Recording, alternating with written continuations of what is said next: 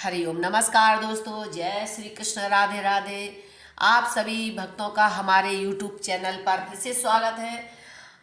आज आप कार्तिक मास के महात्म्य के 10वां और 11वें अध्याय का रसास्वादन करेंगे और साथ में कार्तिक मास की महिमा का वर्णन भी सुनेंगे।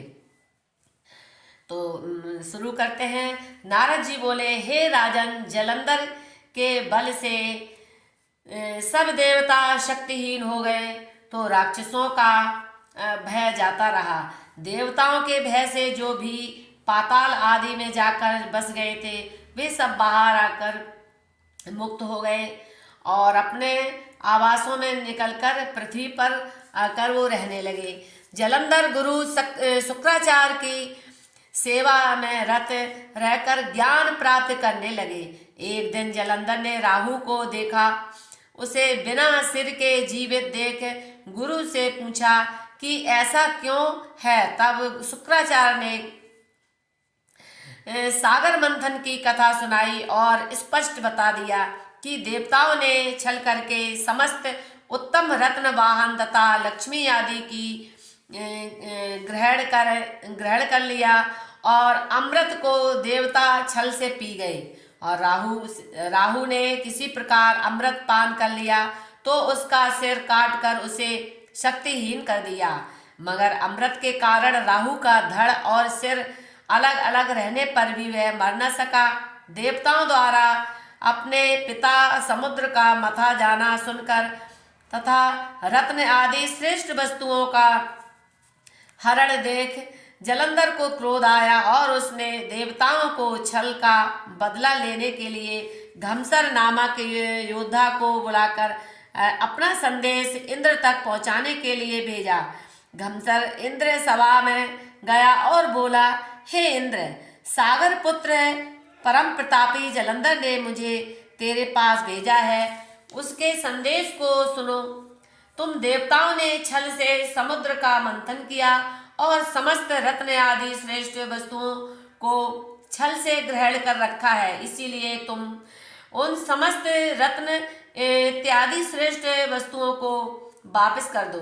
तब इंद्र ने कुपित होकर कहा, हे दूत, अपने स्वामी से कहना कि उसके पिता सागर ने हमारे अपराधी पर्वतों को अपनी कुक्ष में छिपा लिया था और हमारे मांगने पर भी जब उसने पर्वतों को बाहर नहीं निकाला तब मैंने उसे मतकर रत्नादि श्रेष्ठ वस्तुओं को छीन लिया। घमसर ने स्वर्ग से लौटकर तब जलंधर को इंद्र का संदेश कहा तो जलंधर ने अपनी दैत्य सेना को तैयार करके स्वर्ग को घेर लिया। जलंधर ने परम प्रतापी शुम्भ और निशुम्भ आदि सहस्त्र पराक्रमी योद्धा थे। अमरावती की रक्षा के लिए देवराज इंद्र भी समस्त देवताओं सहित युद्ध के लिए आए। देव और दानवों में घोर युद्ध हुआ। जितने भी दैत्य दिन भर में मरते थे, शुक्राचार्य उनको संध्या के समय मृत संजीवनी से जीवा दिया करते थे। देव गुरु बृहस्पति भी मरे हुए देवताओं को पुनः जीवित कर देते थे। तब जलंधर ने शुक्राचार्य से कहा, हे तात, संजीवनी विद्या केवल आपके पास ही है, तब क्या कारण है कि बृहस्पति देवताओं को पुनः जीवित कर देते हैं। शुक्राचार्य ने कहा, राजन, द्रोणागिरी पर्वत पर दिव्य औषधियां उत्पन्न होती रहती हैं।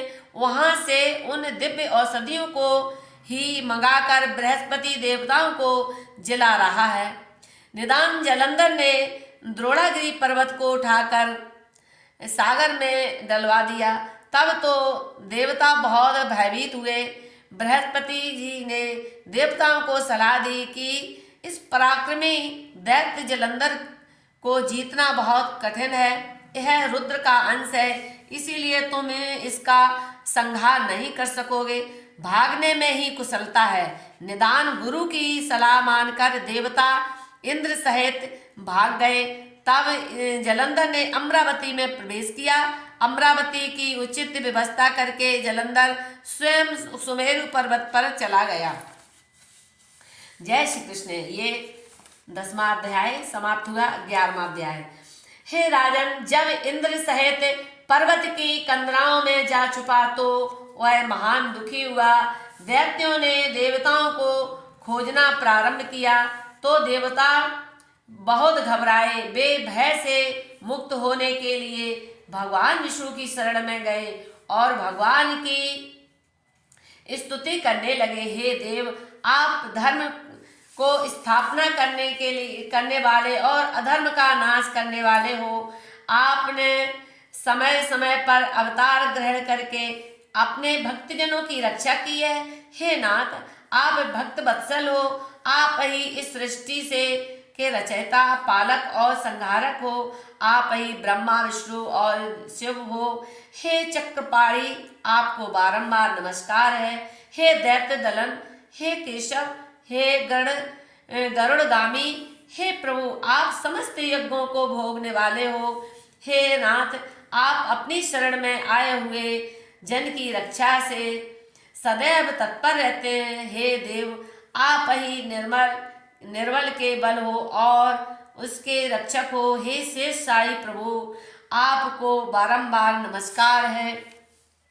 नारद जी बोले, हे राजन, इस प्रकार देवताओं ने इस संकट नाशक स्तोत्र द्वारा प्रभु की स्तुति की। यह पवित्रतम स्तोत्र महान फल देने वाला है। इसके पाठ से प्राणी के समस्त क्लेश दूर होते हैं। भगवान देवताओं की शरण में भगवान देवताओं की करुण दशा को देखा। देवताओं की पराजय सुनकर उन्हें दुख हुआ और उनकी सहायता के लिए तैयार होकर गरुड़ पर सवार हुए और चलते समय लक्ष्मी जी से बोले, हे प्रिय, तेरे भाई जलंधर ने इन देवताओं को त्रास कर रखा है। देवताओं की रक्षा के लिए मैं तेरे भाई से युद्ध करने जा रहा हूँ। तब लक्ष्मी जी ने कहा, हे नाथ, मैं आपकी परम प्रिय हूँ। तब आप मेरे भाई को भाई का वध क्यों कर रहे हो? भगवान बोले, हे लक्ष्मी, तेरा भाई जलंधर भगवान शिव के अंश से उत्पन्न है। उसे ब्रह्मा जी ने वरदान दिया और तेरा भाई है। उस पर उन सब कारणों से मैं उसे मारूंगा। लक्ष्मी जी को इस प्रकार समझाकर भगवान गरुड़ पर बैठे शंख, चक्र, गदा और खड्ग को धारण कर देवताओं के साथ युद्ध क्षेत्र में पधारे। जब दैत्यों ने जाना कि देवता पुनः युद्ध के लिए आए तो वे भी अपनी सेना को सजाकर चले। देवता और दानवों में घोर संग्राम होने लगा। दैत्यराज जलंधर अपने रथ पर सवार हो भगवान विष्णु से युद्ध करने के लिए आए और भगवान और जलंधर के बीच भयंकर युद्ध हुआ। आकाश बाणों से भर गई और भगवान ने उसके रथ की ध्वजा काट दी।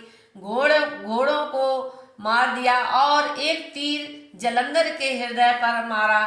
तब जलंधर ने क्रोध करके अपनी गदा गरुड़ के मारी और वह पृथ्वी पर गिर पड़ा। भगवान ने उसकी गदा काट दी। तब जलंधर ने क्रोधित होकर भगवान के हृदय में जोर से घूंसा मारा। तब दोनों योद्धा मल्ल युद्ध करने लगे। उसके शब्दों से 10 दिशाएं गूंजने लगी। दैत्य के पराक्रम से प्रसन्न होकर भगवान ने गंभीर वाणी में कहा, दैत्यराज, मैं तेरी वीरता से प्रसन्न हूँ, तू वर मांग। तब जलंधर ने कहा, हाथ जोड़कर कहा, हे प्रभु, आप स्वयं मेरी बहन लक्ष्मी तथा अपने गरुड़ों सहित मेरे घर में निवास करो। तब भगवान लक्ष्मी जी और अपने गण सहित दैत्यराज जलंधर के नगर को पधारे। तब जलंधर अमरावती छोड़कर पृथ्वी पर आया। उसने शीघ्र ही एक उत्तम पुरी का निर्माण किया। अपने त्रिलोकी की समस्त श्रेष्ठ वस्तुओं को अपनी पुरी में लाकर एकत्रित किया और इंद्र देव गंधर्व सिद्ध और सर्प राक्षस मनुष्य आदि सभी को उस पुरी में बसाया। देवताओं को जीतने वाला जलंधर अपनी उस उत्तम पुरी का शासन धर्म के अनुसार करने लगा और उसके राज्य में प्रजा परम सुखी थी। वहाँ रोगी, दुखिया, निर्बल अथवा दरिद्री, बूढ़े न मिलता था। हे राजन, मैंने अब जलंधर की राज्य लक्ष्मी की महिमा को सुना तो उसका वैभव देखने तथा भगवान के दर्शन करने उस नगर में आया। बोले जय श्री कृष्ण। ये 11वां अध्याय समाप्त हुआ। कार्तिक मास की महिमा। सूत जी ने कहा, ऋषियों से कहा कि पाप नाशक कार्तिक मास का वर्णन दिव्य है और यह मास भगवान विष्णु को सदा ही प्रिय तथा भोग और मोक्ष प्रदान करने वाला है। हरि जागरण, प्रातः स्नान, तुलसी सेवनम, उद्यापन, दीपदान, व्रते तानि कार्तिके। रात्रि में भगवान विष्णु के समीप जागरण करना, प्रातः स्नान, तुलसी की सेवा में संलग्न रहना, उद्यापन करना और दीपदान, ये 5 कार्तिक मास के नियम हैं। इन 5 नियमों का पालन करने से कार्तिक मास का व्रत करने वाला पुरुष व्रत के संपूर्ण फल का भागी होता है। यह फल भोग और मोक्ष प्रदान करने वाला है। मुनि श्रेष्ठ सोनक जी कहते हैं, पूर्व काल में कार्तिकेय जी के पूछने पर महादेव जी ने कार्तिक व्रत और उसके महात्म्य का वर्णन किया। उसे आप सुनिए ध्यान से। महादेव जी ने कहा, बेटा कार्तिक मास में प्रातः स्नान पाप नाशक है। इस मास में जो मनुष्य दूसरे का अन्न का त्याग करता है वह प्रतिदिन कुछ व्रत का फल प्राप्त करता है। कार्तिक में शहद का सेवन, कांसे के बर्तन में भोजन और मैथुन का विशेष रूप से परित्याग करना चाहिए। चंद्रमा और सूर्य के ग्रहण में ब्राह्मणों को पृथ्वी दान करने से जिस फल की प्राप्ति होती है वह फल कार्तिक में भूमि पर शयन करने वाले को प्राप्त होता है। कार्तिक मास के में ब्राह्मण दंपत्ति को भोजन कराकर उनका पूजन करे।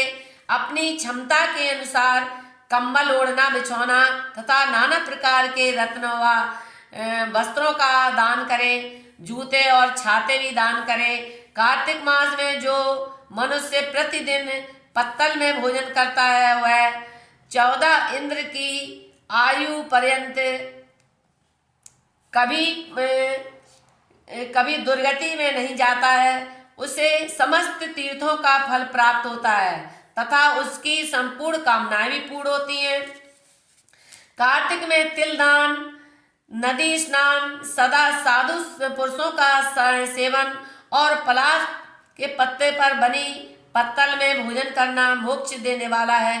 कार्तिक मास में मौन व्रत का पालन करना चाहिए। पलाश के पत्तों पर भोजन करें, तिल मिश्रित जल से स्नान करें, निरंतर क्षमा का आश्रय लें और पृथ्वी पर शयन करें। इन नियमों का पालन करने वाला पुरुष युग युग में संचित पापों का नाश कर डालता है। संसार में विशेषता कलयुग में भी यह मनुष्य धन्य है जो सदा पितरों के उद्धार के लिए भगवान श्री हरि का सेवन करते हैं। वे श्री हरि भजन के प्रभाव से अपने पितरों का नरक से उद्धार कर देते हैं। यदि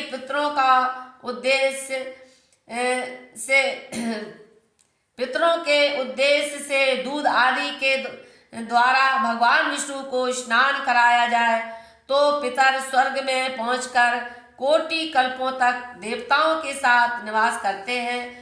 जो मुख में, मस्तक में तथा शरीर में भगवान की प्रसाद भूता तुलसी को प्रसन्नता पूर्वक धारण करता है उसे कलयुग नहीं छूता है। कार्तिक मास में तुलसी का पूजन महान पुण्यदायी है। प्रसाद प्रयोग में तुलसी प्रयोग करना चाहिए। तुलसी प्रयाग में स्नान करने से, काशी में मृत्यु होने से और वेदों का स्वाध्याय करने से जो फल प्राप्त होता है वह सब तुलसी के पूजन से मिल जाता है। जो द्वादशी को तुलसी व कार्तिक में आंवले का पत्ता तोड़ता है वह अत्यंत निंदित नरकों में पड़ता है। जो कार्तिक में आंवले की छाया में बैठकर भोजन करते हैं वो अनंत फल को पाते हैं और उसका वर्ष भर का अन्न संसर्ग जनित दोष, झूठा व अशुद्ध भोजन करने से लगने वाला दोष नष्ट हो जाता है। जय श्री कृष्ण। हरि शरणम हरि शरणम हरि शरणम हरि शरणम गुरु शरणम गुरु शरणम गुरु शरणम गुरु शरणम। सदा सब प्रेम से बोलो हरि शरणम हरि शरणम हरि शरणम हरि शरणम हरि शरणम हरि शरणम। जय श्री कृष्ण। सभी भक्तों को राधे राधे।